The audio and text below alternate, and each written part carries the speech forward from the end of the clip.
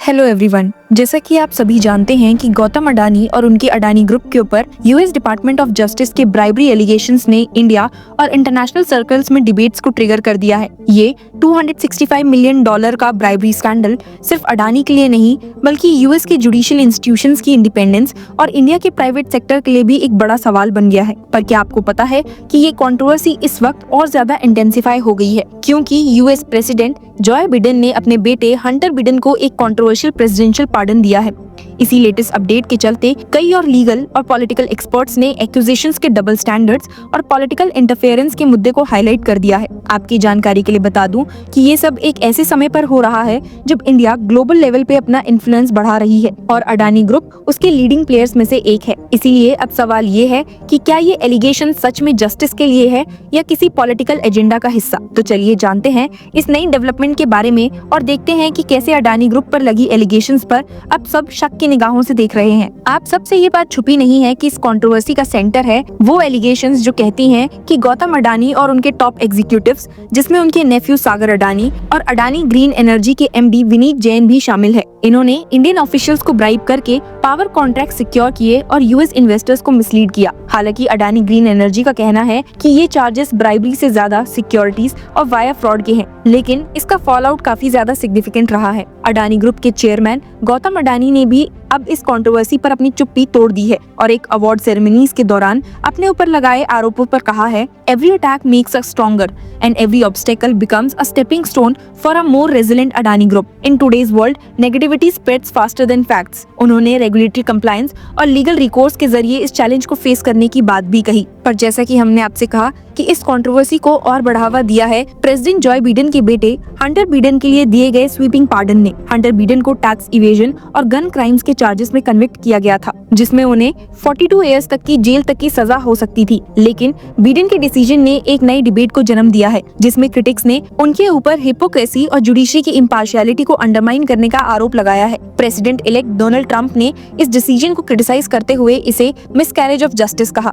Trump ने Biden पर अपनी फैमिली को प्रोटेक्ट करने के लिए प्रेसिडेंशियल पावर्स का गलत इस्तेमाल करने का आरोप लगाया, जबकि department of justice allegedly Adani जैसे इंडिविजुअल्स के खिलाफ वेपनाइज की गई है। आपको याद होगा कि यूएस डिपार्टमेंट ऑफ जस्टिस और सिक्योरिटीज एक्सचेंज कमीशन ने अडानी के खिलाफ 265 मिलियन की ब्राइबरी चार्जेस फाइल किए हैं। साथ ही उन्हें समन करते हुए 21 दिन के अंदर रिस्पॉन्स भी मांगा है। हालांकि डिपार्टमेंट ऑफ जस्टिस ने एक पब्लिक स्टेटमेंट में कहा था the defendants are innocent until proven guilty, लेकिन ये स्टेटमेंट उनकी इम्पार्शियलिटी के ऊपर आई क्रिटिसिज्म को स्टॉप करने में फेल हुआ है। फॉर्मर डिप्लोमेट अशोक साजनहार ने बिडेन के मूव पर कहा है that this demonstrate America's hypocrisy. Biden earlier said he would not interfere in legal matters involving his son, yet he has now reversed that position. How can we trust the Department of Justice independence when such decisions are made? देख पाना साफ है कि अडानी का case US India relationship के broader implications को highlight करता है, खासकर जब दोनों नेशंस के बीच में स्ट्रेटेजिक टाइज बढ़ रही हैं। कुछ एक्सपर्ट्स का मानना है कि डिपार्टमेंट ऑफ जस्टिस के एक्शन पॉलिटिकली मोटिवेटेड है, जिसका मकसद अडानी ग्रुप को टारगेट करना हो सकता है। Retired lieutenant general Sanjay Kulkarni का कहना था that if the US president himself lacks faith in his Department of Justice, how can we believe the charges against Adani are free from political pressure? These baseless accusations are a clear attempt to damage his credibility. Former ambassador Yogesh Gupta ने भी कहा that the allegations against Adani appears unfounded and politically driven. The timing and lack of concrete evidence raises serious questions about the Department of Justice motives. In allegations और case के चलते Adani group के ऊपर allegations का impact काफी बढ़ रहा है।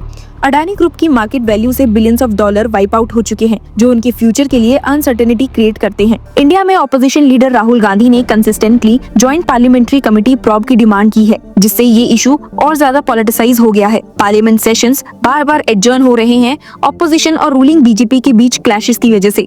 मोदी गवर्नमेंट ने खुद को एलिगेशन से डिस्टेंस किया है और कहा है कि उनको यूएस से कोई ऑफिशियल कम्युनिकेशन नहीं मिला है। पॉलिटिकल एनालिस्ट नीरजा चौधरी का कहना है the Adani case has become a proxy battle in the larger political narrative. For the opposition, it is an opportunity to corner the government, and for the BJP, it is about deflecting attention from the controversy. वहीं foreign policy expert Harsh V Pant ने भी कहा कहा that the political fallout in India is immense. This case has not only impacted Adani's group's business but also reignited debates on regulatory scrutiny and the role of foreign influence in India's private sector. इस new development को अगर हम ध्यान से समझे तो Hunter Biden के pardon ने यूएस जस्टिस सिस्टम को एक नई स्क्रूटनी के दायरे में ला दिया है। क्रिटिक्स का कहना है कि डिपार्टमेंट ऑफ जस्टिस के एक्शंस, चाहे वो डोमेस्टिक हो या इंटरनेशनल, पॉलिटिकल कंसिडरेशन से इन्फ्लुएंस हो सकते हैं। कश्यप पटेल, जो नए ट्रंप एडमिनिस्ट्रेशन में एफबीआई डायरेक्टर बनने की तैयारी कर रहे हैं, ने डिपार्टमेंट ऑफ जस्टिस की पार्टनरशिप को क्रिटिसाइज करते हुए कहा, the DOG has weaponised for political agendas. These practices erode public trust and highlight the need for systematic reform. कुछ जियोपॉलिटिकल एनालिस्ट का कहना है कि Adani case department of justice के फॉरेन पॉलिसी ऑब्जेक्टिव्स का एक और एग्जांपल हो सकता है। क्रिटिक्स मानते हैं कि अडानी के खिलाफ एलिगेशंस एक ब्रॉडर नैरेटिव का पार्ट लगते हैं जो इंडिया के प्राइवेट सेक्टर और उसके ग्लोबल एम्बिशंस के ऊपर बढ़ता स्क्रूटनी को दिखाता है। जैसे जैसे इंडियन कंपनीज ग्लोबल एक्सपैंड कर रही हैं, उन्हें इंटरनेशनल रेगुलेटर्स के रडार में आना ही पड़ता है। हर्षवी पंत ने वार्न किया that India must prepare for increased attacks on its private sector. The possibility of vested interests targeting Indian businesses cannot be ignored. Critics का कहना है कि बिडेन एडमिनिस्ट्रेशन के एक्शंस का मकसद शायद इंडिया की बढ़ती इकोनॉमिक इन्फ्लुएंस को काउंटर करना हो सकता है। अडानी जैसे प्रोमिनेंट फिगर्स को टारगेट करके यूएस एक ऐसा मैसेज भेज सकता है कि उसका जस्टिस सिस्टम जियोपॉलिटिक्स से इन्फ्लुएंस हो सकता है। इसके अलावा इंडिया में भी अडानी ग्रुप की एंटिटीज ने securities and exchange board of India के समक्ष एक सेटलमेंट ऑफर रखा है। ये offer public share holding norms को तोड़ने से जुड़े एक केस के लिए दिया गया है। पावर टू पोर्ट कॉन्ग्लोमरेट के करीबी 4 लिस्टेड एंटिटीज, जिसमें इमर्जिंग इंडिया फोकस फंड्स और अडानी एंटरप्राइजेस शामिल है, पर अनफेयर प्रैक्टिसेस का आरोप है। ये सेटलमेंट ऑफर्स तब आए हैं जब सेबी ने सितंबर में ईआईएफएफ और एईएल को एक शो कॉज नोटिस इशू किया था। सेटलमेंट एप्लीकेशन एक प्रोसीजरल जरूरत है और रेगुलेटर्स अभी तक इस केस में अपनी फाइनल डिसीजन पर नहीं आए हैं। एक सोर्स ने कहा है that SEBI is yet to take a view on the settlement applications. He said, filing a settlement application is the normal course of process for any corporate that has been served a show cause notice, because if you don't file within 60 days, you forfeit your right to settlements. Adani group के लिए अभी का वक्त और US में legal challenges का सामना करना एक मुश्किल टास्क होगा, लेकिन ये केस इंडिया कंपनीज के कंप्लायंस फ्रेमवर्क्स को स्ट्रेंथन करने और इंटरनेशनल रेगुलेटर्स के साथ प्रोएक्टिव एंगेजमेंट का एक लेसन भी है। इंडिया के लिए अडानी का केस ये याद दिलाता है कि ग्लोबल स्टेज पर उसके प्राइवेट सेक्टर्स को किन वल्नरेबिलिटीज का सामना करना पड़ता है। पॉलिसी मेकर्स के लिए ये जरूरी होगा कि वो इंडियन बिजनेसेस की रेपुटेशन और इंटरेस्ट को सेफगार्ड करे, ट्रांसपेरेंसी और अकाउंटेबिलिटी के हाई स्टैंडर्ड्स मेंटेन करते हुए। अब आगे देखना होगा कि कैसे ये केस और नए टर्न्स लेकर आता है। Share your views and keep following law chakra. AIB crack करना है, लेकिन कैसे करें स्मार्ट स्टडी और इफेक्टिव स्ट्रैटेजीज का यूज? नो स्ट्रेस, हम लेकर आए हैं आपके लिए एक अल्टीमेट सॉल्यूशन। लॉ चक्रा के साथ आपको मिलेगा टॉप नॉच टिप्स और proven techniques specially for AIB